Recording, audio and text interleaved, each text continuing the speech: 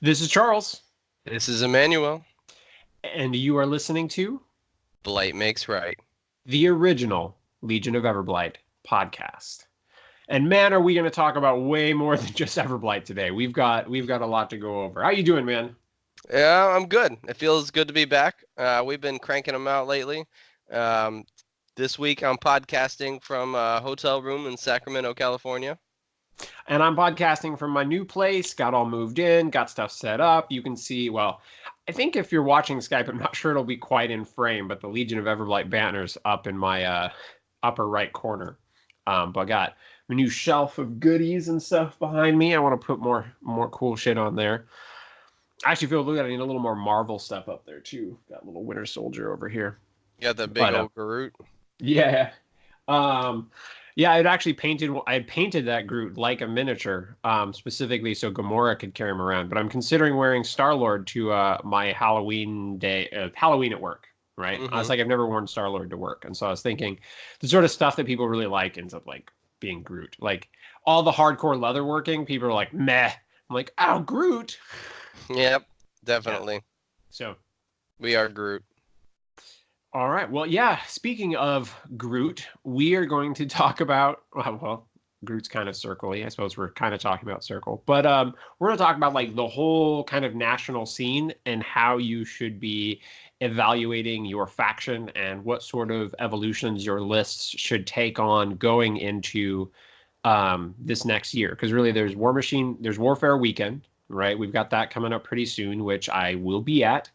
But we're wrapping up the year. This is where we're hitting the last event for a lot of people. You're starting to plan for what you're going to do next year. What are you going to test? What are you going to play around with?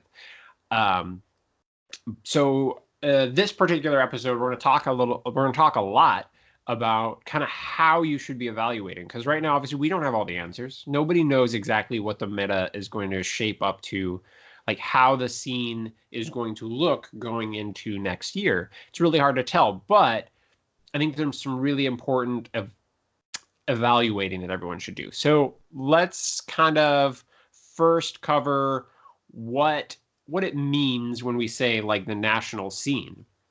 And to a certain extent, this is just a collection of information they're going to be taking in to try to like help you make informed decisions. It'd be kind of like if you play poker or blackjack. Are you a blackjack player, Emmanuel?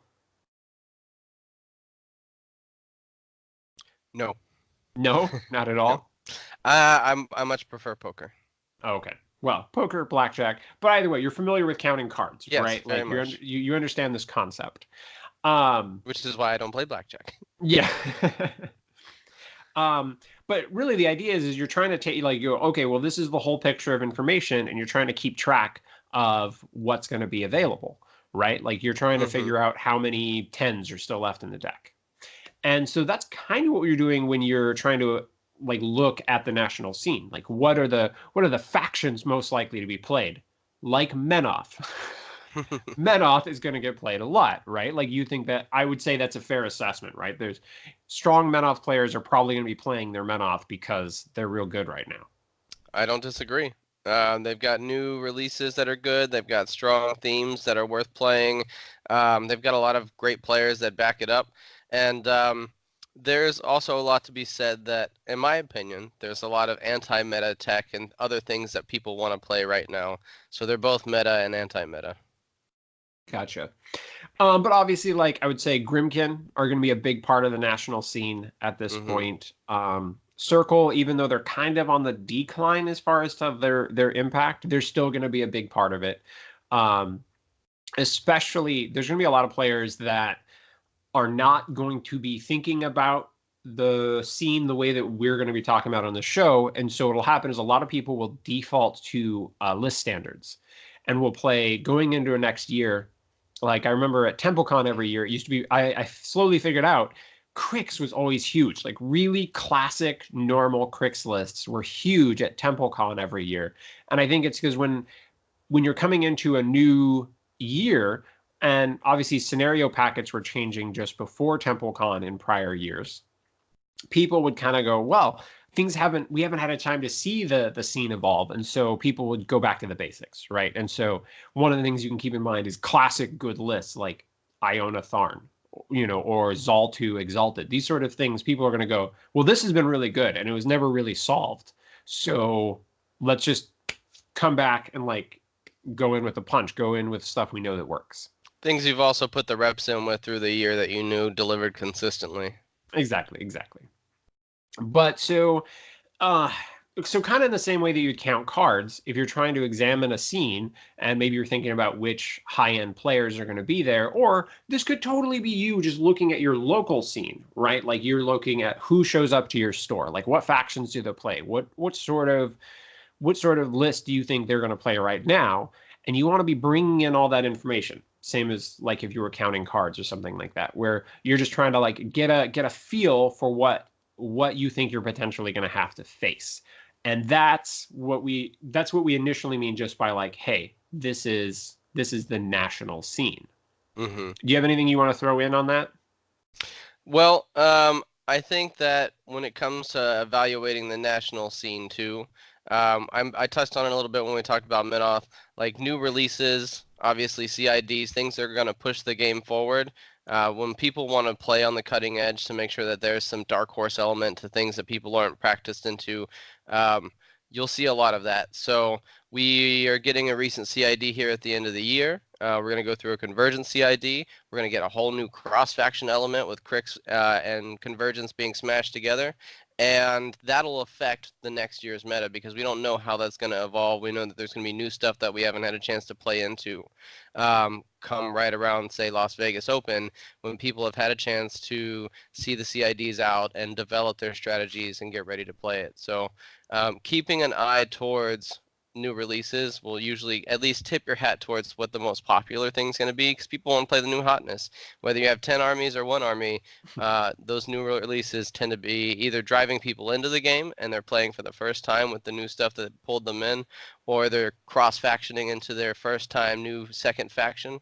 I know I basically bought the entire Minoth faction after seeing the Minoth Archons. I was like, okay, amazing model. Let's see the rules. And then Looks amazing. It has amazing like when the card and the model are both like equally amazing. yeah, S tier. That's a big pick.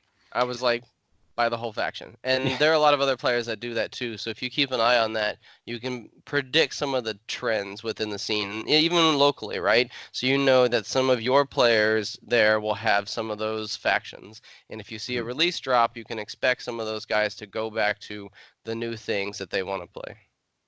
Exactly. And so Or this girls. this kind of like smooths right into the next part where you have to understand, and when I say you, I'm not necessarily talking to Emmanuel in this case. This is me like talking to everyone, talking to you who's watching. The national scene is constantly evolving.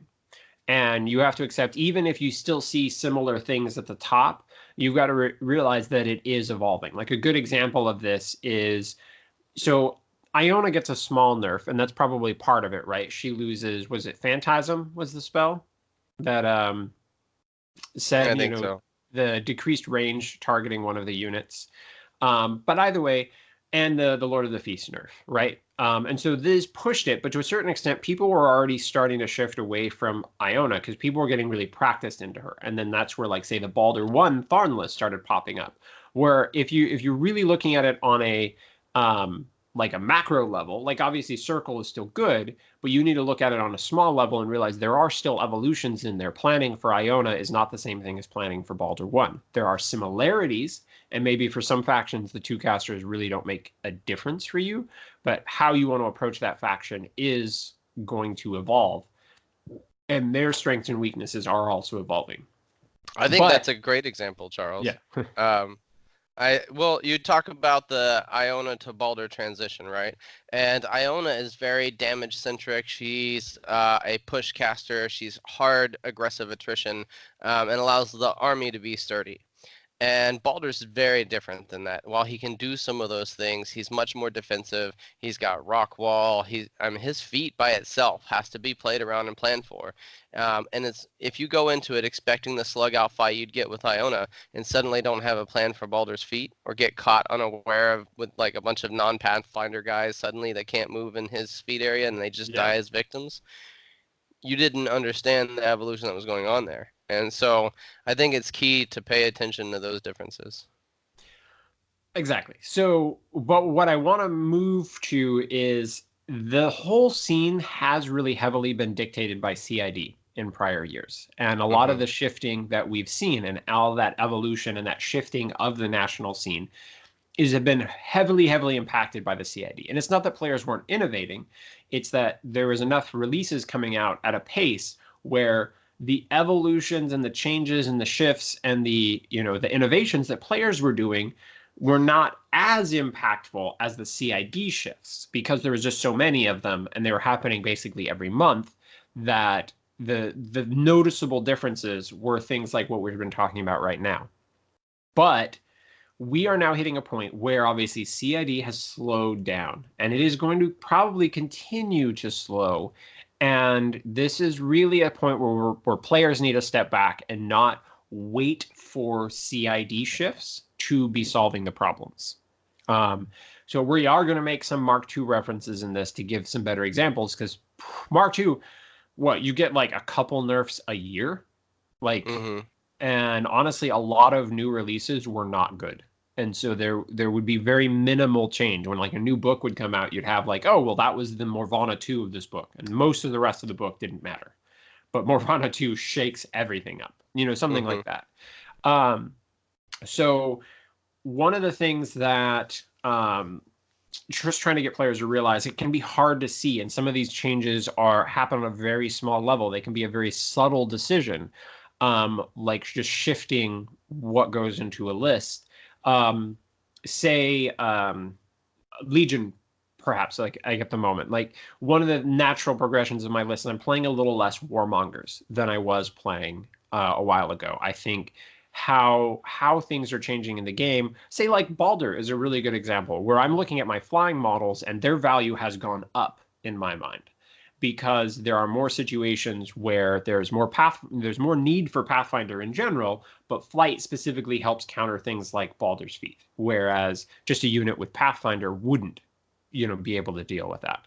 And so it's those sort of little subtle changes where maybe you're still playing fundamentally the same caster or the same basic list, but there's going to be these small changes where you're like, I'm going to put a little bit more emphasis on Rotwings, for instance, like I've done with Veil 1, which we talked about. So I'm not going to go into that into a huge detail, but it's little things like that. I just want to kind of give examples because obviously we don't have like listener feedback right now during the show going like, I don't get what you're saying. Can you elaborate on that? Which is always hard. Which I do miss that, man. I do miss a bit of the Google Hangouts where we did have like listener questions mid Mm-hmm. show. We might have to still like find a way to do that in the future. Um, but anyway, kind of like getting back to what I was trying to say. Um, I kind of actually gave myself notes in this because there's a lot of random things that I wanted to go over, but By uh, a few notes, he's talking pages and pages. Like yeah. I'm sitting there at work, right? And then my messenger goes off, and I look at it, and I'm like, "Oh, a message from Charles." And I see the top of it, and I start to scroll, and I scroll, and I You mean you saw the scroll, bottom of and I it? scroll. Yeah. And I finally get there, and I'm like, "Damn, Charles! Like, he has some stuff to say." I was trying to put a lot of thoughts in because I kind of wanted to figure out how I was going to say some of the things because I think it is a really, really important topic. And Mm-hmm. also, I know we have a lot of listeners who are not specifically Legion players, but they just, they like listening to us. And there's not a lot of other podcasts out there like us. There are faction specific shows, but Manuel and I are pretty unique people. I mean, we like to represent the bald part of the national scene, like really, Mm. As we are both wearing hats today. exactly. Exactly. Um, so another Legion example, right? Like obviously Grimkin are coming back in force, right? A lot of people are realizing that Grimkin is super strong right now. It's something that I got to think about going into Warfare Weekend. And so this is where like I had almost no interest in playing Proteus, but as clocks are hitting the meta in force, and maybe that is a CID impact, but now we have to evolve just with what we have. There's no recent changes to Proteus, but Proteus's value has gone up because the 4-inch pole that he has on his tentacle can bring a clock all the way to him, base to base. Then if he's with Absoloni, he'll grievous wound. So even if you don't finish it, he doesn't get the auto heal. And if he time stutters, he moves 3 inches away, and you just buy another pole and bring that little birdie back to you. And so Proteus naturally counters something that we are encountering. And so it doesn't require a CID improvement to a Proteus. Proteus just naturally gets better because the scene has evolved. And I think that's probably one of the best examples in Legion right now. And, we've already said a fair amount of Mark III players are used to PP pushing adjustments through the nerfs, through the CID, that sort of thing. And that sort of stuff is slowing down. And this provides the opportunity where your chance to innovate is going to be making the most difference. And so it's exciting for, I think, both Emmanuel and I. Like, we love innovating. I'm a list tweaker. Like, my list tweak like every convention. Emmanuel, do you still think that you are... Do you tweak as much as I do, is I guess what I'm saying? Like, do you feel like you get... I'm a tweaker? Yeah. Yes, that's exactly what I'm asking. It's true. Well, it depends. So, like, I usually have a tried and true. I'll play one list where I make very few changes once I settle on the list, and that list I'll play 100 games with, and I may not make any changes once I found the list. And then my second list, I will change sometimes after each game. I'm like, I needed this little bit, maybe these few guys. But that is such an accurate description of you, because you're like, your animag is like, I'm locked in. This is my fucking animag list. And then you're like, Thags, you have a million possibilities. It's true. So I'm actually going to do a shout out to another podcast at the moment. I've been listening to Jay Larson's podcast, The Meta. And I think there's a really important episode that if you want to be list innovating, and you want to innovate for your faction, I think listening to his most recent show with Patrick Dunford, talking about the way that he's looking at Cygnar, as much as I don't like Cygnar, I think the way that he's approaching it is perfect. And he also articulates it really well. So I would definitely go check out that show and listen to the way that he describes how he's approaching Cygnar. And I want you to step back for a second and go, am I looking at my faction as in depth as Pat's looking at Cygnar? The answer is probably no, because he is a fantastic player. And I don't think there's very many people out there that can honestly say that. But it was funny, listening to it reminded me of a conversation I had, and I had to like go back and like kind of do a mental check. And I was trying to like, when did this conversation take place? I think I figured it out. It was after Warmachine Weekend 2013. I was talking with another very, very talented world-class player, and they were talking about Cygnar, which is not even a faction I knew that they played. The person I'm talking about in this story is one Jason Flanzer. Hey. And I had to message him because I was like, when did this conversation happen? Do you recall? Because he and I had hung out after quite a few cons and like just talked shop. And I was trying to remember which con it was and figured it out. And I wanted to make sure I understood the timeline right. So I'm going to tell you guys a little story. And it comes back to one of the probably my most well-known moments of my Warmachine career. So I'm sitting there after Warmachine Weekend. I'm talking with Jason Flanzer, and he's got just like the whole deck of Cygnar cards in front of him. He's just like looking through the whole thing, going like, what am I missing? What sort of things have changed? What sort of models should I be taking another look at? He's just looking through the entire deck of cards. And this, I thought, was a really interesting moment. He actually paused, I think, at the Minuteman at the time. And he was like, this model is really good. Is this something that I should be giving another look to, that I should be thinking about how it should be in lists? And I thought this was really interesting. And it got me thinking about a thought that I had going into Warmachine Weekend. Now, mind you, one of the things that had popped up for Legion at the time is, I don't even remember what the Afflictor? Is that our little stabby incubi light? Mm-hmm. I'm trying to remember the name of it.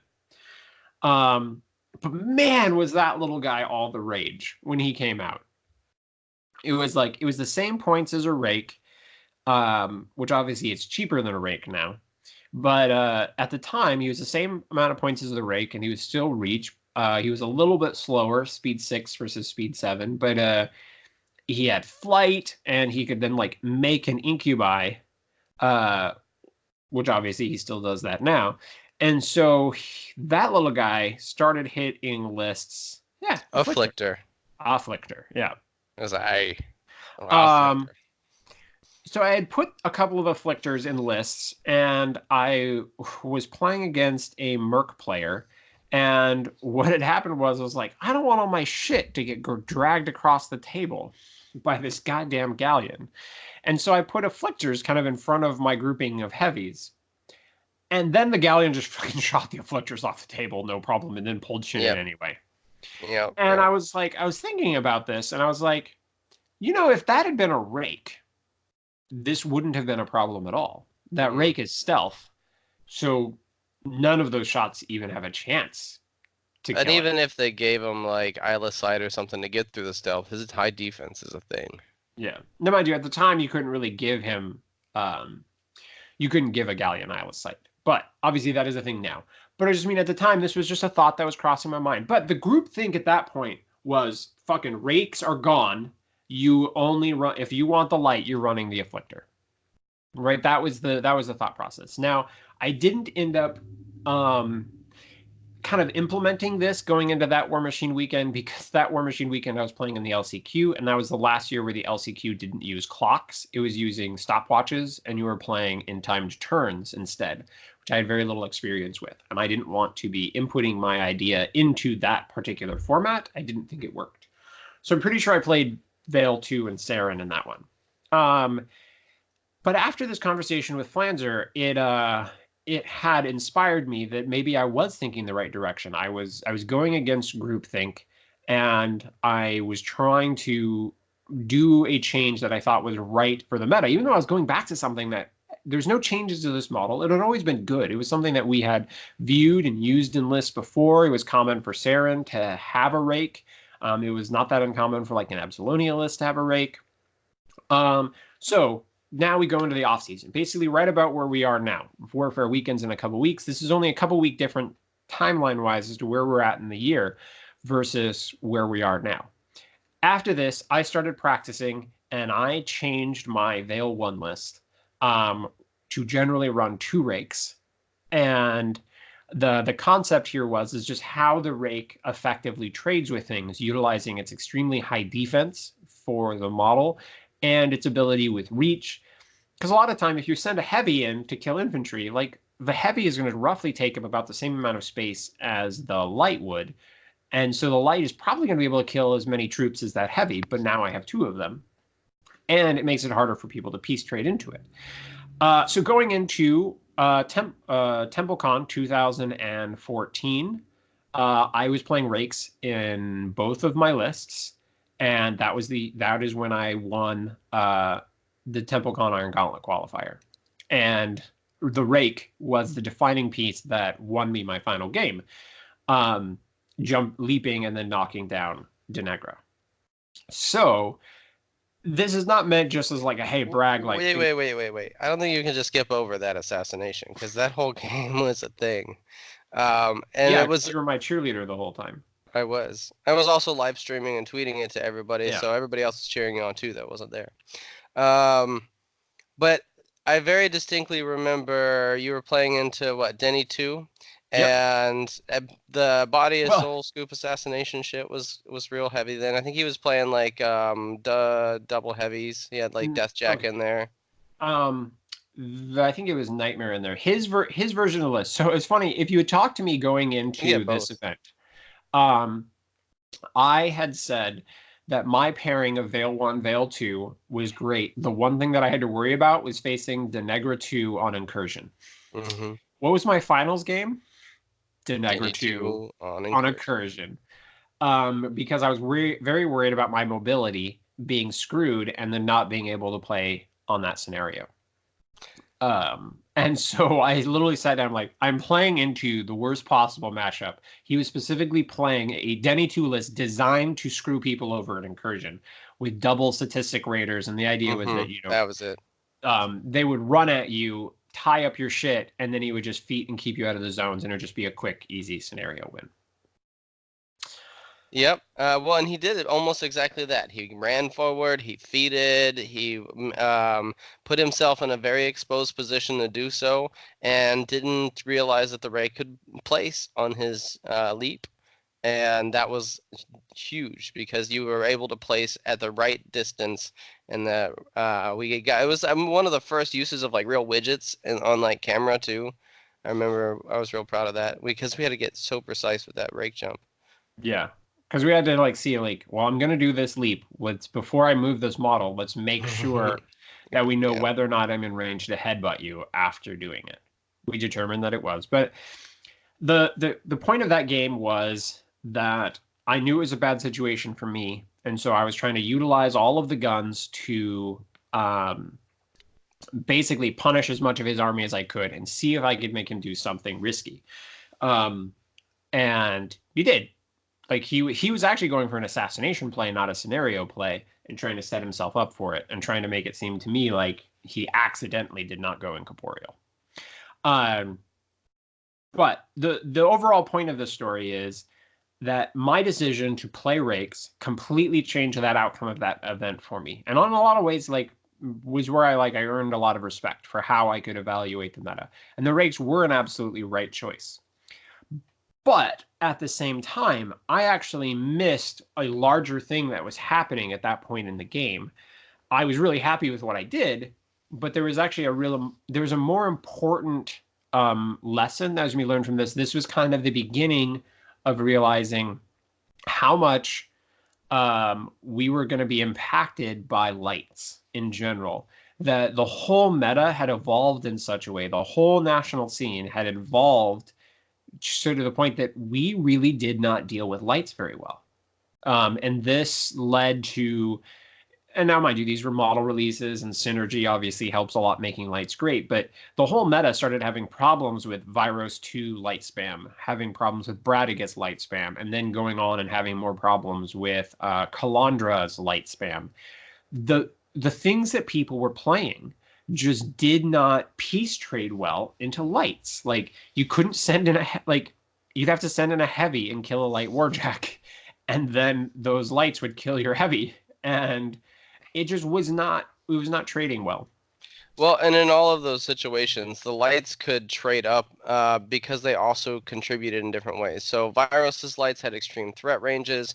Kalandra and Bradigus's lights both had guns. So and they all three of them were really hardy lights that weren't easy to remove. So even if you did dedicate to something to killing them, it had to be something that could potentially remove a heavy because you're moving really hard to kill lights.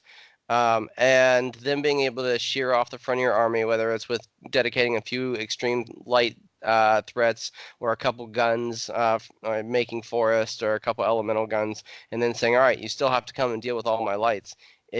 I'm playing into and playing with all three of those casters. You're right. It was meta shifting. It was defining. And so I'm using these as an example at this point because this is kind of how I think people should be looking. I think there's a lot of lists. We just came out of we still are relatively babies in this whole Oblivion, post-Oblivion meta. And I think there's a lot of things that exist that people need to stop and be evaluating. And with the changes, this can't all be, okay, this is my standard list and I'm going to make small tweaks to it. Now, mind you, that is still something that you should be looking at. But where we need to kind of go from here is really look at the whole faction. And so obviously we're going to be doing that a lot with Legion. Emmanuel's doing that with Menoth in addition to Legion. And now it doesn't matter what faction you're playing. If you want to innovate and do something interesting, this is a great time to do it. Now, there was a point I was talking in the Legion Discord, and I'm like, well, when you start approaching a list build, you need to stop and ask, like, what is your goal with this list? Are you specifically wanting to play X model? Like, you just want to play it. That is totally fine. But that is a different approach, and you're going to have a different strategy. And then you're like, I am trying to find my best path to winning event X. And that may be a local event, maybe Las Vegas Open, maybe Warfare Weekend LCQ. Each one of these are potentially going to have different answers. And so you just need to accept what your answer is and let that answer guide your question and be honest with yourself about it. Like, hey, one question I've got to ask myself. I have been loving playing Veil 1. Absolutely loving it. Going into Warfare Weekend, is my goal to prove how good Veil 1 is, or is my primary goal to bring the best list that I can and try to create the best possible situation for me to win the LCQ. They might be the same answer. Like it might be Veil 1, but I don't know yet. But I have to like legitimately ask myself, what is my goal? And Emmanuel, you were just talking about how right now you're having so much fun with Menoth that you're trying some weird ass wacky shit just because you want to play it.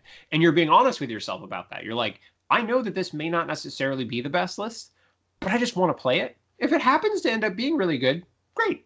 And I may play it more, but you're wanting to experience stuff. Well, we both have kind of different approaches to the scene, right? So your approach is very methodical. It's very research focused. You listen to all the podcasts. You look at all the tournament data. You try to figure out what people are going to play and even what players are going to be there. And I tend to approach it in a very boiled down sense. I look at the game as a whole and say, okay, what are trends within the abilities that I expect on models? Is there a lot of tough? Is there a lot of healing? Is there a lot of anti-healing? Is there a lot of armor? Is there a lot of boxes? And then I look at my list and say, what do I want to play that I think I will enjoy that is going to punish some of those or as many of those archetypes as possible? And then I also tend to be a very become the meta player. Instead of trying to focus on breaking down what other people are going to play, a lot of times I'll go, what can I do really, really well within this faction that is faction defining, and then focus on playing that really well. We reference me playing Animag all the time, but I think Primal Terrors is faction defining. Hellmouths are faction defining. Chosen are faction defining. Even Animag in herself can be faction defining. So all of those, throw it in one, and I will practice that so much and go, okay, well, this list also has Hex Blast for if the meta has lots of lots of upkeep spells. I have anti-healing, I have anti-armor, I have anti-boxes, I have anti-troops, all kind of shoved into that one list. And so my focus tends to be which list is going to deal with as much of the game as possible and its most raw sense. And then my second list is how can I support that as best possible and things that I see as meta monsters. I look at it and go, who do I know is super popular that I just can't deal with list one? For a long time, it was Crucible Guard for me. Like just knowing that they're really popular, they were a new release, they're a really strong release, and that some of the top players are playing it, and my primary list just didn't handle them very well.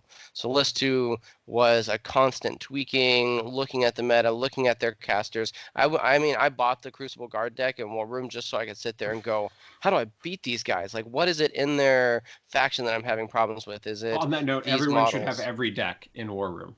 Yeah. Well, because they were a new release, I didn't have them right away.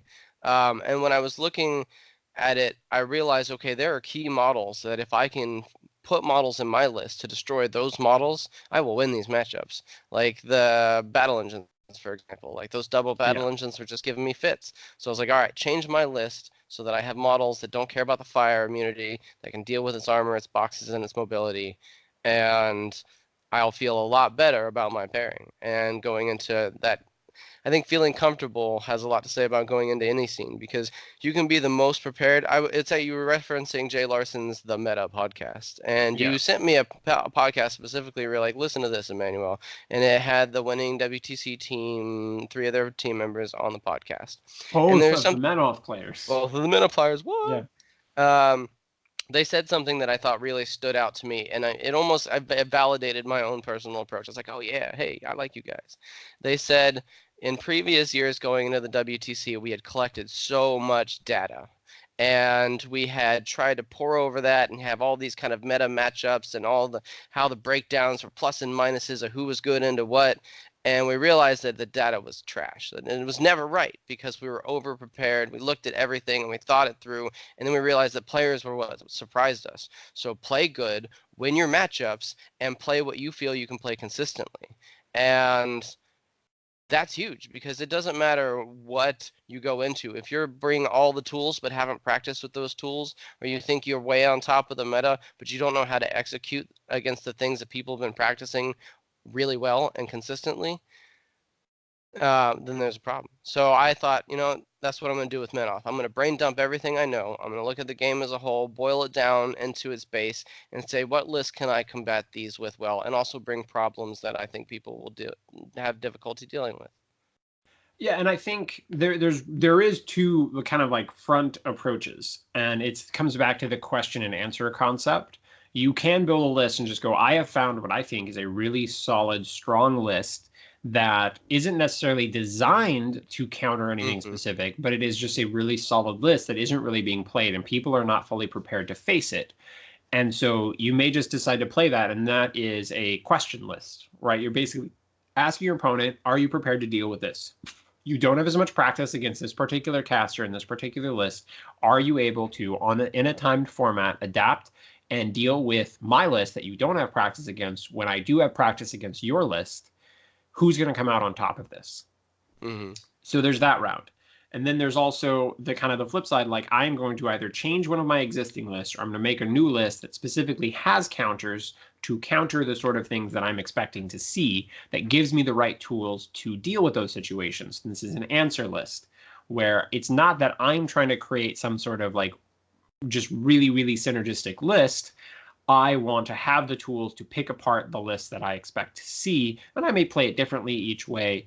And this may not necessarily be a dark horse factor. It may be a really classic caster, like maybe you're still playing Callus, but you're changing it up to specifically include some more things that help you deal with a list, like Golab or something like that. Or maybe you're switching him to Ravens for Grotesque Assassins and their ability to be a stealth solo that's harder to shoot, that's better to get on flags, but has grievous wounds and 2 attacks, that synergizes well with Dark Guidance. The fundamental of your list design, and people are still practicing against Callus, but now you've got a few more tools to say deal with, fucking Harbinger players. Looking at you. Yeah. But anyway, so you have those two approaches, and both of them are potentially valid. And you want to kind of look for both. And some players will lean one direction, which I think Emmanuel leans towards playing questions. Mm-hmm. And I'm definitely more of an answer player. I'm a way more reactionary player. I like to have the right tools so that there really isn't something on the table that I don't have a tool to deal with. And I'm fine with not necessarily being that question player. But there are advantages and disadvantages on both sides. I would also argue that with the two of us, we probably play both. We're both veteran season players. I tend to have one list that's tried and true in my questions, like super hard list, and then the answer list to complement that. And I know, I mean, like you've played Callus so many times now that you're like, do I really need practice with Callus? I could do this tournament without him. Well, and so you know he's your tried and true. Callus is also a question caster to a certain extent. Can you deal with defeat? But it's probably best to look at both of us in a spectrum state where it's probably more like I'm 60 to 70% an answer player and like 30 to 40% question, and then Emmanuel's probably 60 to 70% question, 30 to 40% answer, and like we just complement each other. That's part of why we podcast so well together, is that we flip we flip that perspective. But I think we've also pulled each other towards the middle. Like if you look at this on a full spectrum compared to when we originally started podcasting, where I was so completely like answer side of things. And then Emmanuel was so much on the aggressive question, that sort of thing. And then we've kind of pulled both of each other towards the middle as we podcasted more, and we've seen each other's play style, and we've talked about how it impacts games. And a good example is I have never, ever been an assassination player. That has never been my primary focus, ever. But when people ask me, like, they're like, hey, look at your Veil 1 list. It looks a lot like a Callus 1 list. Why wouldn't you just play Callus? Callus is better. And so one of the biggest answers, the top of that fucking list as to why I have success with Veil, is that she projects an assassination threat that Callus does not. Callus is a fantastic caster and still probably the best caster in our faction, but Callus doesn't make people wet themselves. Like, let's just be honest. Like, when you look down at Veil and you're just like, what's Golab's threat range? Like 16 inches, non-linear. And they're like, fuck. Because if Golab gets there, you're dead. Like, under Veil 1, Insight, Chiller, maybe more buffs, flare, like Golab will kill you. And so that makes people play differently. And that's something I missed from Mark II when I was playing like Veil 2. She always is projecting an assassination. Some of the hardest games were where I could not project the assassination, where suddenly, say, like a Harbinger matchup, where you've got like Devout and Shield Guard and Spell Protection, and you're just like, I just don't project the assassination that I want to. And so you kind of have to find a way to do that, like not let your person play that normal. It comes from the ability to take away someone's question, right? And you have to be pressuring the board in a certain to a certain extent. Maybe that's pressuring with your feet or pressuring with your ability to threaten an assassination, that sort of thing. Veil 1 and Slipstreaming Golab, that puts a sort of question on the table that my opponent has to then play around, which allows me to play a better game. And that's just something that there really isn't a good way to make Callus do that. Unless you're going to switch him to like a gun battle group or something. Like, which to a certain extent, let's just totally derail and let's talk about that for a minute. I know everyone's probably sick of Callus to a certain extent, but one of the concepts that I've been just trying to like go over in my head, like, right, nobody's really playing Ravagores, right? But what happens when we make a PT list? It's got like 4 Ravagores in it and Scather templates with the ability to take away Incorporeal. You play that into Exalted, and that list just shuts down. Right? You're just like, oh, we've got 2 zones. I will always have Scathers in front of my army, and any of your troops that go in are now totally useless. Is that potentially a viable list? And it's these sort of questions that we have to be asking ourselves and evaluating in all of our lists for a while and just go, let's just step back. Like, sure, nobody's really playing Ravagores. Should I be? It is safe to answer that question. Even if the answer ends up being no, it's okay to ask that question. Mm-hmm.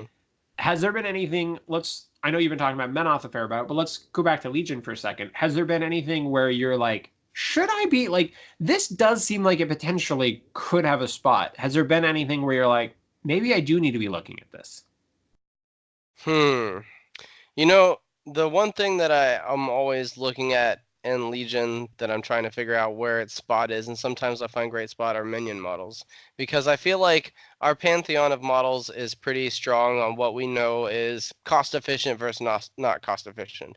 And there are some models that may catch the meta in a certain swing. If we start going back towards more single wound troops, Ravagores get more stake, right? But if we're in the multi-wound heavy armor meta, a little bit less stake. But minions, they're so diverse, and there's so many complementing models that you can put in that make little tweaks to your list. I remember the Blight Makes Right guys were putting in the Thrallar that has the little pull on its gun, the Bogtrog. Okay, yeah. So that they had an additional pull model in their Catalyst list, so that they had the Hellmouths plus this model for more pull shenanigans and just that extra gun, another hardy solo. And I thought, okay, like, where is that for me? And multiple times with Dags, I was putting in solos and taking them out, trying to play Wrong Eye and Snapjaw to give me more game into ranged. They're the one model I'm constantly trying to fit back in, just because even if they don't have direct synergy, they deliver on the table. Like, they handle both heavy armor and have good outs into guns, and so... Well, and if you look at its cost-wise, it is essentially costed like a heavy, right? Because you get a heavy, but you get a great solo out of it. And that's a huge deal right now. Especially if, say, you're squeezing that into like a PT list that's really light on solos, right? Then you're gaining a really strong, livable solo that can get onto a flag. And that is the exact sort of thing that I'm trying to hit home in this episode, is be thinking about how these things impact. And maybe it's not about your list. Maybe it's about the scenario and how you're going to play into that. And like, we'll take it back to Ravagores for a second. Another thing that Ravagores do great is snipe out fucking solos. Murder solos. And that is something, when a Ravagore gets to spend its activation and kill a 4 or 6 point solo, that is a great turn for a Ravagore. That Ravagore has now earned back a significant part of its points. Even if it's a free solo, you are taking a key piece that can deny someone a control point down the road where they do not have that solo to go get on that flag, or they have to put an even more valuable solo up on that flag to pressure you on scenario. That is of value. And so that's where it's one of the things like this is something that we should be thinking about. And honestly, thinking about solos has been a huge part of my current evaluating the Mm-hmm. scene has been how can I get more solos in? Like one of the things I was looking at, if I keep playing Veil 1 in PT, is it worth me playing less Rotwings to actually play multiple War Chiefs to give me an additional durable solo that can go get on flags for some of these more central scenarios, but will still get work done? Hmm. And so that's I don't again I don't know if that's the right route or not, but it's just something it's a question I've been asking myself. Like let's say I hypothetically um I drop one unit of Rotwings out of the Veil list, and then I'm just like I slot in two War Chiefs. So that means that one of the War Chiefs can be free, and the other one, well, it really only costs 4 points because instead of Amok being free, I get a War Chief for free. So really, one only costs me 4 points. So I'm spending 9 points essentially for two War Chiefs. It gives me 3 more points. That means the Feral Geist can now be a super solo, like a Merc solo, right? It could be a Hermit or something like that. Mm-hmm. Could be Eilish, could be Gremlin Bo, Swarm. Bokur. I was meaning 5 point solos. Um, by the way, I can upgrade it. And so that's something to keep in mind. That gives taking a list from having no 5 point solos to having three in exchange for that unit. Which helps me more to win my games? And that's the sort of questions we need to be asking. Um, Solos. So you're asking that question specifically, how do I get more solos in because of flag scenarios, because of how they're required to score? Correct. Um, S- Go ahead. Also, I would say the one other thing that I think about with is one of the problems when you're leading very heavily on units is that you kind of need a unit to operate and do lots of things all at the same time, depending on how many of them are left. Sometimes it is nice to have a solo, something that can snipe out just one element. I don't want to activate this whole unit yet. I need something that can kill X to kind of facilitate other things happening on the table. And that is one of the areas where solos or like lower point cost beasts help you accomplish that. Um, the other thing I wanted to say while we were talking about solos is one of the things that I've been wondering is there an Oracles list that's going to end up playing really well? I mean, maybe it's just in champs, but let's just think in general. Like, I know Oracles has been shit on lately. But one of the things I've been thinking about is the ability for Oracles to take two Feral Geists and two Gremlin Swarms, I think is going to be significant at some point. Like, without thinking about the fact of like making incubi and stuff from the various dudes, but like just the fact that that list can spend 10 points and get four solos that are potentially complicated to remove, and they're incorporeal, so they can run through armies to get to a particular flag. I I have a feeling I'm going to make a list at some point that is going to do that. Nice. I like it. The biggest consideration for me going into the scene right now has been, especially since we're talking about scenario, the really wide scenarios, right? So Yes, absolutely. I'm um, glad you mentioned that. those far out zones have been really difficult for some of my lists, and it's made me consider. You're asking what models I've been considering more, and there's one model in particular that I put a lot more stake on, and it's the Rake because of extended control area. Fair. There's just I was playing against Grimkin recently, and they had the two light war beasts that have extended control area, and he's able to put one in each zone on the far flanks and basically harass both flanks in a just really rough way. And I was really impressed by that. I was like, okay, I can do that with rakes. Rakes are stealth, so they can sit on the edge of zones and you can't shoot at them. They have bounding leaps, so they can get into places your opponent's trying to prevent you to get, and they can just randomly like go in and knock down or slam stuff if you need like a mat buff, which is something almost all of our casters really need.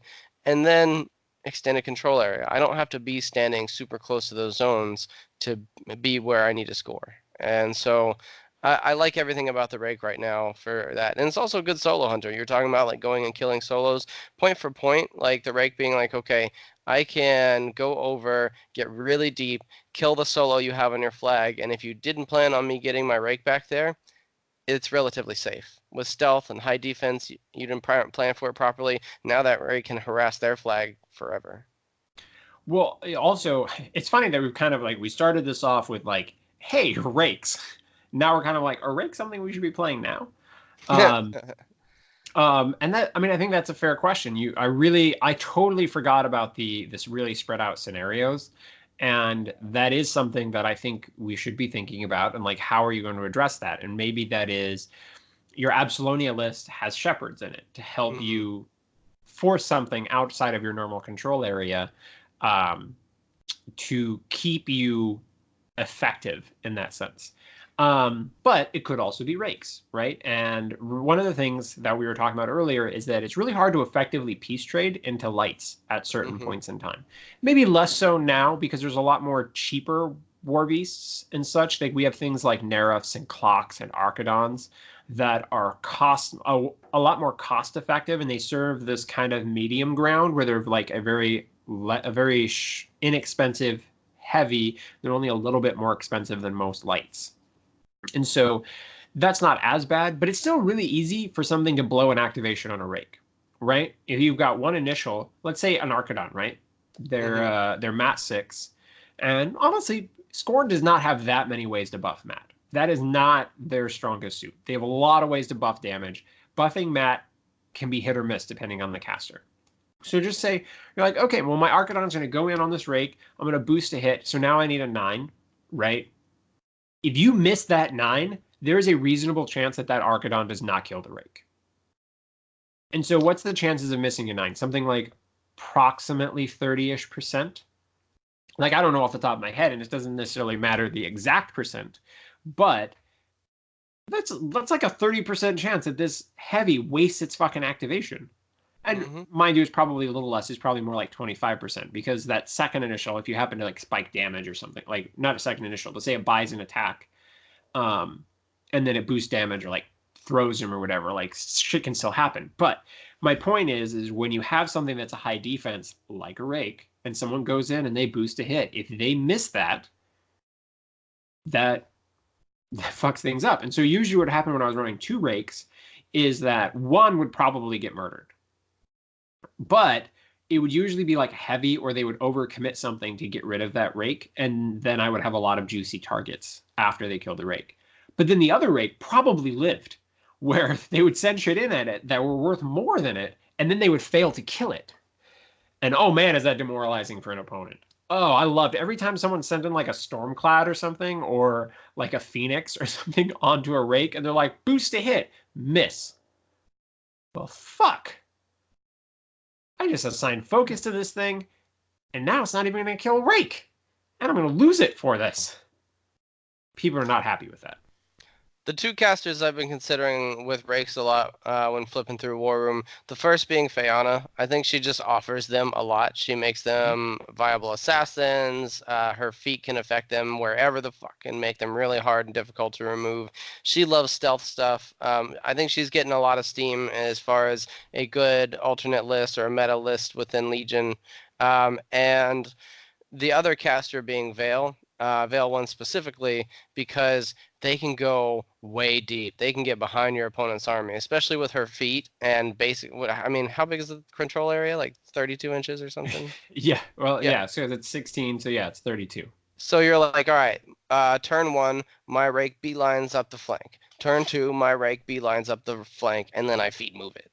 And then turn 3, now it's harassing your caster from behind. Oh yeah, it's still in my control area. Because the fucking board's in my control area. I like the idea of you playing Vale, let's be honest here. I think that's a really good point. One of Theana would be such a perfect spot for a rake if she had a mat fixer, which is something that I found that rakes commonly need. The mat 6 is often just not enough to have that thing performing at a really efficient level. And so when I was utilizing it, I would often start off with Veil having Chiller on it, and then I would switch it to the other one. So even though I'm Mm-hmm. like things aren't really in insight range, I would have Chiller on there, so that they could really effectively, or it's Frostfield, it's the name of the spell, and it grants the effect Chiller. But that would allow the rakes to perform at a mat 8 level, which then allows them to pretty consistently like drop a few troops, just be able to buy attacks, not worried about boosting to hit. And that allows it to perform at a high level. So it could get some decent work done and then draw in targets And I just liked how that performed. But yeah, with the extended control area now, you could get rakes into some fucked up spots with Well, Veil and they're on. great in pairs, right? So say you're gonna go for an assassination because you ran your rakes up and you feed and your opponent couldn't do anything about them, and now they're in place range. First one goes up and headbutts a caster down. Second one goes up, finishes it off. You can boost that headbutt. I mean, Mat 6 isn't great, but still, I mean, what's average defense on a caster? 14? 14 or 15. Yeah, Uh, something like a, that. a, But a boosted 9, a boosted 8. Like, that's doable. yeah, but man, just chiller make that awesome because you're like, oh, instead of needing a 9 against that defense 15, I need a 7. It's true. I'm not That becomes saying super reliable. that real good with Veil, Yeah. but I think that there's some space there with Fayana for sure. And like we were talking earlier about how breaking down a heavy for 2 lights gives you a lot of trading options. I find that she can be really Fury intensive, and you end up trading with her anyways, knowing that something's going to have to commit, go Fury heavy, and then lose that piece. And so having a rake in that spot means you don't really care about committing it, and you don't care about the Fury on it if it frenzies. So one of the other interesting things that, so say like if you really want to put Rake into something a little bit more durable, obviously its lower power attacks doesn't really work. Hmm. But if we're saying with someone like Veil 1, or maybe even Fayana, where they're able to pump up that damage potentially with Insight or Fury, then again, that helps them hit at a higher level. Coming back to Veil, if you want to play the Hermit, this is another good thing that Pat talked about in the meta, is if you're going to utilize the Hermit, you kind of have to be able to play a list where your opponent is going to need to come into you, and then you need to not be relying on your armor for survivability because the Hermit's going to debuff your armor too. Veil can do that. Veil forces people to come to her because of the feat. And what it also does is you have a lot of sprinting heavies and you have a lot of things that are going to reposition. So if the Hermit comes up and debuff stuff, you can then use either the feat to move things out of that debuff range. So you can have the Rake be able to benefit from that, potentially be hitting it like POW 16s, right? With the Hermit debuffing something to armor and Insight affecting it. Then the Rake moves afterwards and leaves that bubble. But even if it stays in the bubble, it's relying more on its defense than it is on its armor. Hmm. So you've got some good synergy there. But anyway, the point of this episode was not for us to be like, this is the answer to the meta. We wanted to kind of wrap it up with us kind of talking about some of the different ideas that we were throwing around. So we don't know which ones are going to stick yet, but this is how you should be looking at your faction. If you want to be competitive, whether it's in your local scene, whether it's in the national scene, or maybe it's WTC that you've got on your mind and you want to be preparing for WTC 2020, you need to be looking at what's being played. You need to be thinking about whether there's a new list that you should be practicing and getting prepared with, or is there something that where you need to shift a list and change up some answers and you're like, yes, I want to play JVM's Kalos 1 list. It's so good. Is Gudrun still the best answer for that solo? Should it be Hermit? Should it still be Gudrun? Should it, should that become a war chief? Like, I'm not saying any of these answers are right. Do you need the second unit of Rotwings? Are there too many answers to Rotwings? Is one enough? Is switching that unit of Rotwings for something else, like, say, Warmongers? Is it the right call? You should be asking yourself these little questions, and it applies to every faction. It applies to Menoth. Like, okay, now that I have these Menite Archons, these are great. Does it mean that something else should come out of my list? How are other people's lists going to try to evolve to deal with them? All of these things are important questions to ask, and this is the time to be asking those questions. And obviously, if you guys have questions about this, or you want some perspective on your specific faction, or if there's a caster where you're thinking about how things evolve, hit us up. We are always happy to talk, whether we're talking about Discord or Facebook or the messenger groups. We're around. Hit us up, Twitter. But I think as we're wrapping this one up, we should probably talk about Patreon. Okay. So theoretically, before this one goes up, we should have our Patreon live. It's technically already live, but we haven't posted something on it at this point when we're recording this. But the idea is that Emmanuel and I want to create some extra content. But unfortunately, we can't do everything for free. Some of this stuff has to keep this stuff in check. Just sometimes, like, at one point, I would like to have a really cool, fancy overlay for our videos on YouTube. That shit costs money, and I want to pay artists. And I know artists that can do it for us, but we should pay them for their time. But it also just helps to like be able to get models for explaining. Like, there's a certain extent I want to buy 4 more Harriers just to try out Norway's Absalonia 2 list. Not sure how it's a list that I want to play, but I'd like to put it on a table and be able to tell the listeners what I think of the list from a first-hand perspective. And it's just extra stuff to buy. So what we're going to do is for the listeners who want to go another step and continue supporting us, we're going to be producing extra content on Patreon, theoretically both videos and podcasts. It's basically going to be 2 levels. If you've listened to the meta, like it's going to be a little bit like their format, but we're not going to like have a second part of an existing episode. All of our normal content is still going to be free, like tournament reports, cons, like all this stuff. But we're going to do some specific style episodes specifically for Patreon. One of those is going to be basically we're going to take a random theme and a random warlock, and we're going to build a list live on the show, right? We're just going to all of the theory crafting for the list. We're going to talk about all of our ideas on the show, and this gives us a way to end up talking about even less relevant casters that might be of really interest to Emmanuel or to Bob in Wisconsin. It'd be kind of funny if we had a listener named Bob in Wisconsin. It's like, they're talking about me. We are Bob. Yeah. So we're going to do that. And so that's going to be one of the first episodes. We're going to build a random list just like on the show and then release it. We're just going to like dojo between us, like, hey, in this particular theme, does this caster want this? And so you can kind of hear some of our live thoughts, and it'll give you extra content from us.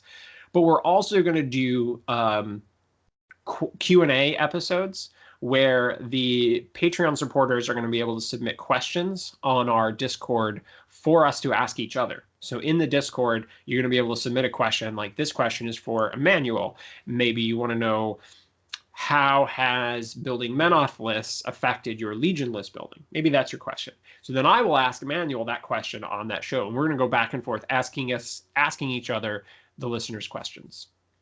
And so you'll basically get every episode. I believe the way this setup is going to work is that you can get those extra episodes for basically $1 an episode.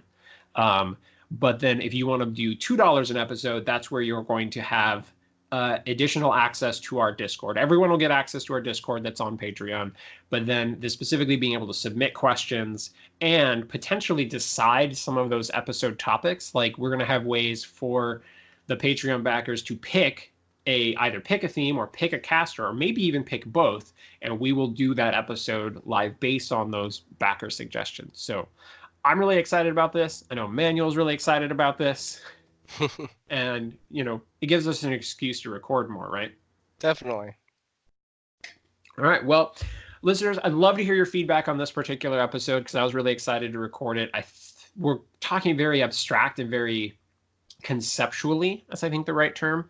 So it's a little different for us, but I'd love to hear your feedback. So hit us up afterwards. But I think we're hitting that time, Emmanuel. What do you think? I think you're right, Charles. There's only one thing left to do. All right. Close us out, sir. Blights out. Yeah.